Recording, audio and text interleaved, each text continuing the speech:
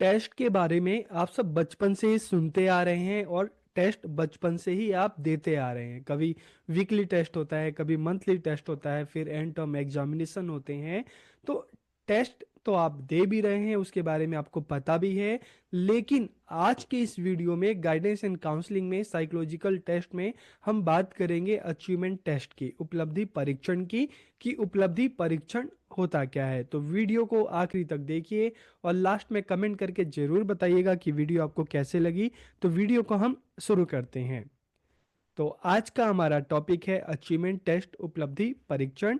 और achievement test में हम जो पॉइंट्स इस वीडियो में कवर करने वाले हैं: मीनिंग ऑफ अचीवमेंट टेस्ट, उपलब्धि परीक्षण का क्या अर्थ है, इसका क्या नीड है, इसकी क्या इंपॉर्टेंस है, इसके क्या टाइप्स हैं।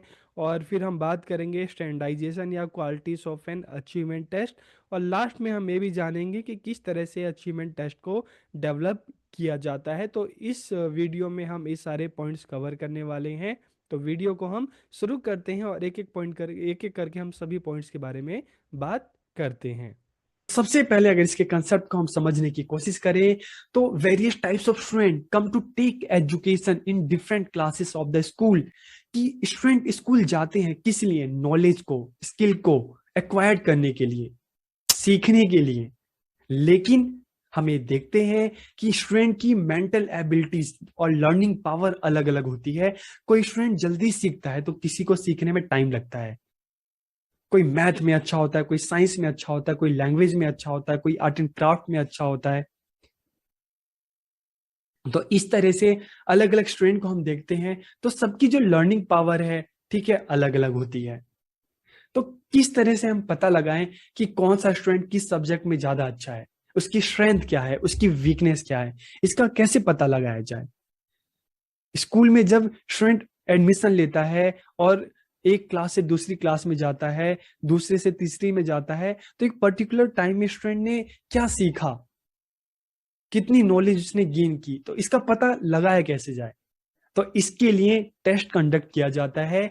और इस टेस्ट को अचीवमेंट टेस्ट इसलिए कहते हैं क्योंकि एक पर्टिकुलर टाइम पीरियड में स्टूडेंट ने कितना अचीव किया, जो भी टीचर्स ने अलग अलग मेथड्स के थ्रू, टेक्नोलॉजी का सहारा लेकर, बुक्स का सहारा लेकर जो जो चीजें बच्चों को सिखाई, तो बच्चे ने कितना अचीव किया, बच्चे ने कितना सीखा। तो उसकी इसी अचीवमेंट का पता लगाने के लिए जो टेस्ट कंडक्ट किया जाता है उसको अचीवमेंट टेस्ट कहते हैं। तो आपको समझ में आ गया होगा कि इस टेस्ट को अचीवमेंट टेस्ट या उपलब्धि परीक्षण क्यों कहा जाता है। क्योंकि एक टाइम पीरियड में स्टूडेंट ने जो भी चीजें अचीव की हैं, जो भी अलग अलग सब्जेक्ट में उसने सीखा है, तो उसके इस अचीवमेंट का पता लगाने के लिए टेस्ट लिया जा रहा है, इसलिए इसको उपलब्धि परीक्षण या अचीवमेंट टेस्ट कहते हैं।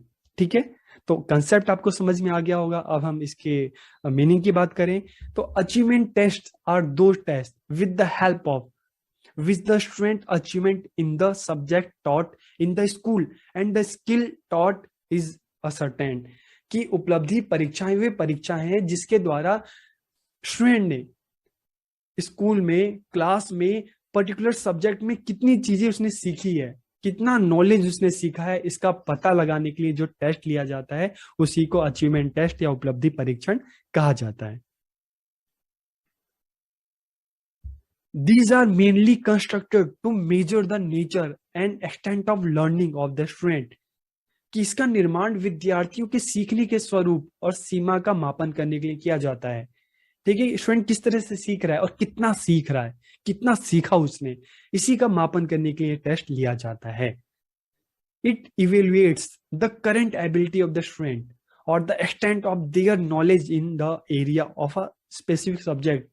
कि इसमें पता लगाया जाता है कि स्टूडेंट के आज के टाइम में उसकी क्या नॉलेज है, उसकी क्या योग्यता है, उसकी क्या क्षमता है, और किसी स्पेसिफिक सब्जेक्ट में उसकी नॉलेज क्या है।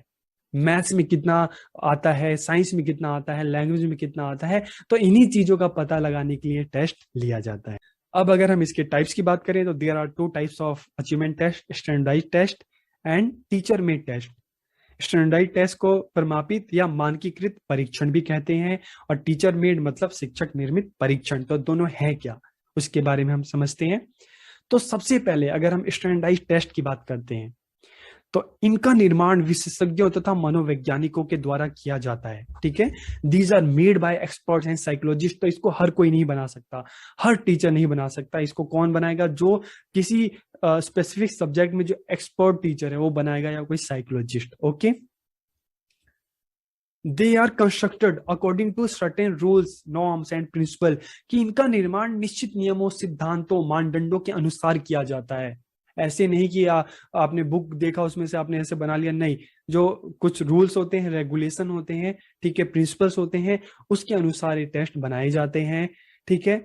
These are made for different classes and subject. इसका निर्माण विभिन्न कक्षाओं तथा विषयों के लिए किया जाता है। जैसे बोर्ड की क्लासेस होती हैं, उसमें अलग अलग जो सब्जेक्ट्स होते हैं, तो उनके जो पेपर्स बनाए जाते हैं, ठीक है। तो बोर्ड के पेपर हर कोई नहीं बनाता, उसमें जो एक्सपर्ट टीचर होते हैं वो बनाते हैं उसको।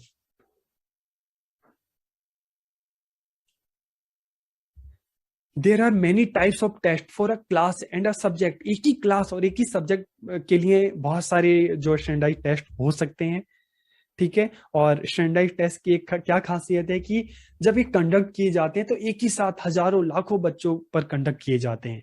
एक ही साथ हजारों लाखों बच्चे इस पेपर को देते हैं, जैसे सी टेट हो गया, बोर्ड के एग्जाम हो गया, नेट हो गया। तो इस तरह के जो पेपर है इनको स्टैंडर्डाइज टेस्ट कहते हैं। और इसकी एक और खासियत है, it is valid and reliable, कि ये वैध होते हैं और विश्वसनीय होते हैं, ठीक है।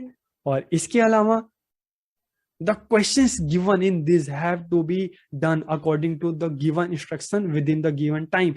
कि इस तरह के जब आप पेपर देने जाते हो तो आप पेपर में देखते हो कि उसमें प्रॉपर इंस्ट्रक्शन दिया होता है कि कितने टाइम में क्या करना है, आपको क्या चीजें करनी है, क्या नहीं करने, क्या ऑप्शन है। तो सारे के सारे इंस्ट्रक्शन इसमें आपको मिलते हैं, ठीक है। There are also instruction for evaluating और अवॉर्डिंग मार्क्स। कि द टीचर इस इन आंसर शीट को चेक करते हैं तो उनके लिए भी प्रॉपर इंस्ट्रक्शन होते हैं कि किसी पर्टिकुलर क्वेश्चन में कितने मार्क्स देने हैं, आंसर अगर स्टूडेंट ने किया है, कितने आंसर के लिए कितने मार्क्स देने हैं। तो उसमें टीचर्स के लिए भी इस तरह का इंस्ट्रक्शन होते हैं, ठीक है।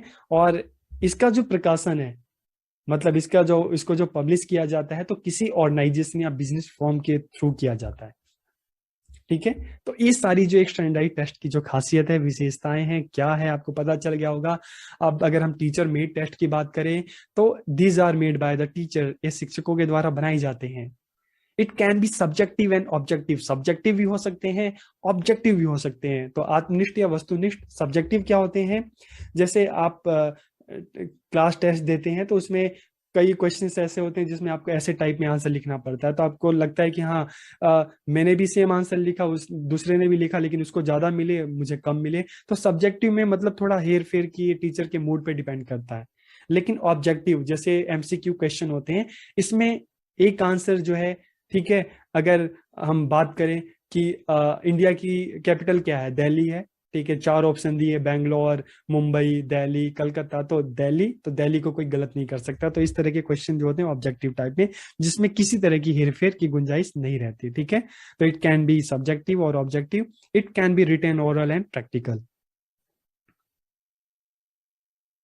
Not all teachers have the same ability to formulate question for test. कि हर टीचर के पास वो काबिलियत नहीं होती कि एक अच्छा पेपर बना सके।